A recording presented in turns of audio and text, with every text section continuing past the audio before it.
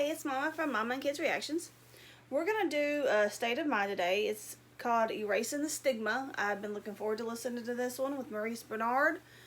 Um, just a few things. If you want to become Mom's family, like, comment, subscribe, click that notification bell. Patreon, Twitter, Instagram, email, donation tip jar all in the description below.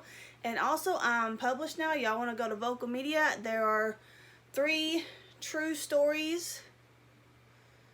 One's about surviving an abusive relationship, one's about my struggle with mental illness, and one's about the impacts the toxic relationship that it had on my children. So go check that out if y'all want to see it. That being said, let's get to it. All right, another Sunday, another state of mind. And I'm excited about this one. I want to talk about stigma. And it's something that when you're mentally ill, you have to deal with. Mm-hmm. And I didn't know where to begin, but I'm going to begin at the start of when I got into acting. Actually, way. I love him. I didn't start. Before I got into acting, I got into modeling, and I failed miserably.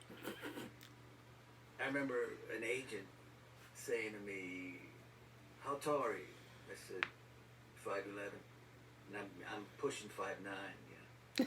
And he said, "Is that with or without boots?" I said, "Oh, well, with boots, I'm 6'1".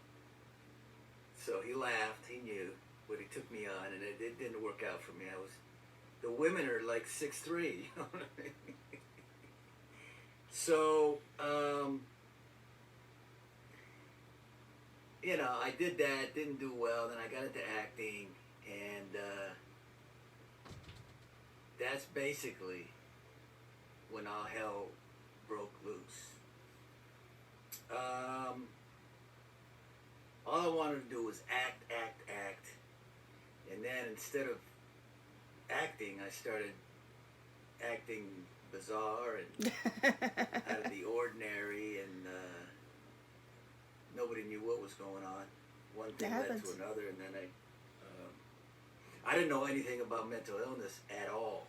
I mean, I didn't know anything, and then they put me in a mental hospital, and I was there two weeks, and that was not fun. And then I ended up escaping. That's not escaping. And I started learning about mental illness real fast. And Crash course. Cops were after me. My buddies picked me up. I went home. My mom was upset. And she called the doctor. The doctor said if he wants to be home that bad, it's all right. He can stay home. So then, major depression for about 6 to 8 months. Rough. Real difficult. Rolling out of bed. And it was just tough. It was just very, very tough. And then got back on my horse. Got into acting.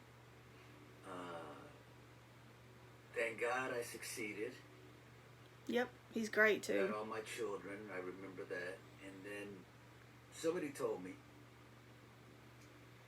that don't talk about being bipolar because you'll never get hired. Boo on them. As an actor. So I didn't talk about it. So I played Desi Arnaz. Nobody knew that I was bipolar. I wasn't taking my lithium at that time. And then I got General Hospital, and nobody knew. So I don't think I've missed a job because of being mentally ill. Not that I know of now. But I didn't talk about it for a long time. And then I did an interview in a magazine just for the hell of it. And I brought up my what I've been through. And I remember getting a letter, because that's what we used to get in those days. There was no social media. Back then. Get letters. And the boy said that his brother was bipolar and committed suicide. It's rough. And what he read about me in that in the magazine helped him deal with his brother's death. Your pain can help somebody else. And that was the beginning of thinking, wow, if I talk about my life, my mental illness, I could really help a kid, you know. And then I just started talking about it. And I'm so glad I did, and that led me to here. You know, State of Mind, my book, all that kind of stuff. But as far as stigma, the thing that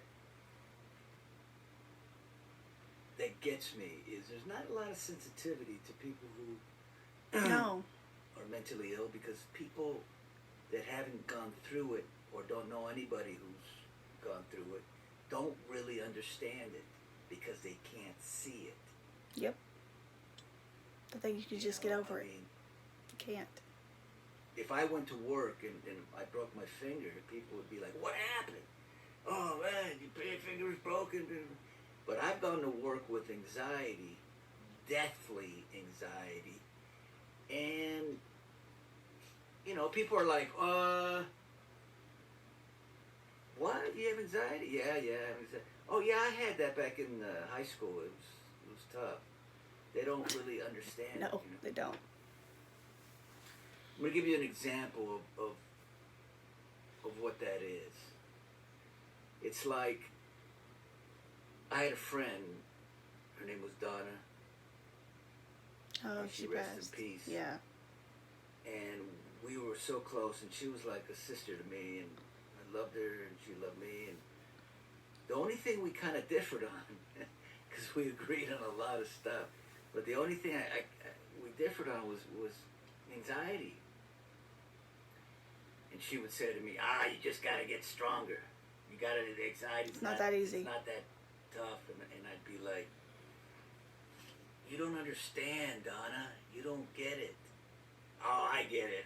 So, and one day, it was, my wife got cancer. I came to work and I was in horrible shape, and I had to do a lot of scenes. And I remember I was in my room at work,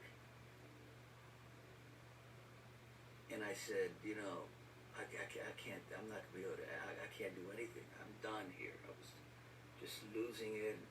So I said, Donna, can you come to my room? So she came to my room, and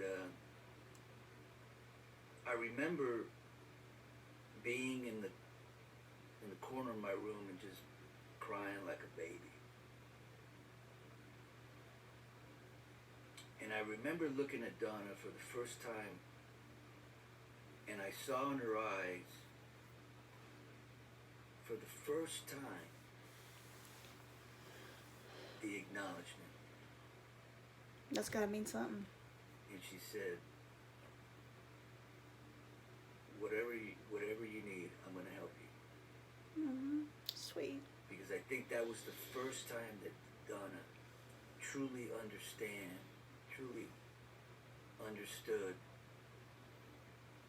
what it is and what it's about.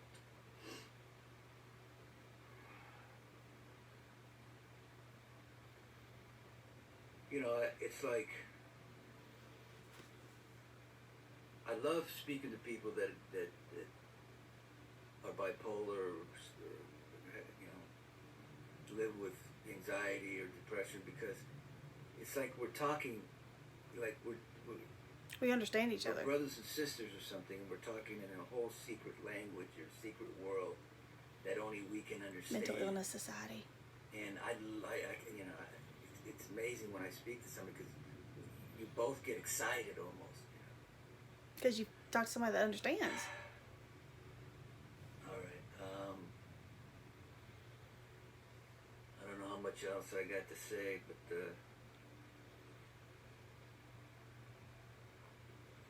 if you don't have anybody who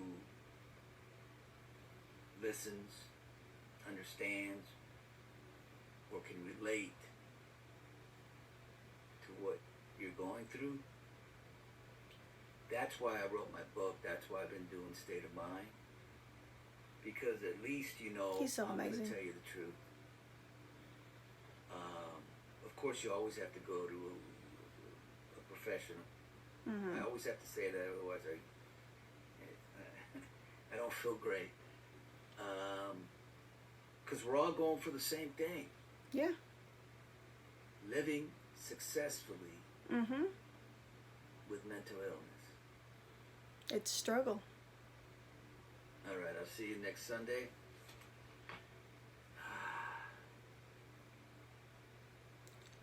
All right. That was State of Mind with Maurice Bernard, Erasing the Stigma, and I can relate to this one a lot.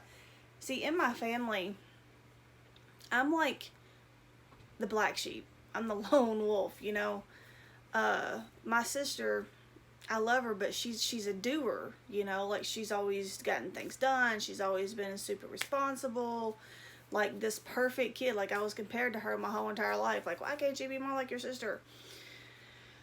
And she doesn't, when I get really depressed, or if the house isn't as clean as she makes hers, she doesn't understand how I can't just, she's like, well, you know, I get upset sometimes, I get sad sometimes, and I just push through it and go. Well, yeah, there's a difference between having a sad, bad day or feeling blue and then having bipolar depression, along with chronic depression, because those are actual two separate things. Do you not think that I want to push through it? That I want to just get up and go? Because I do. But I'm going to end up crying. I can't when I get like that. I've tried. And it's like my head is disconnected from my body. And my head is saying, do this, do this. And my body's just like, I don't hear you. It's horrible. Especially when you have kids that you know you're disappointing, that you need to be doing things for and with. That's why I tried my best to get a handle on my mental illness. And that's why this really helps.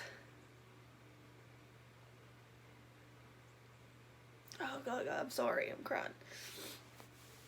It just, it means a lot to me to, when I watch this,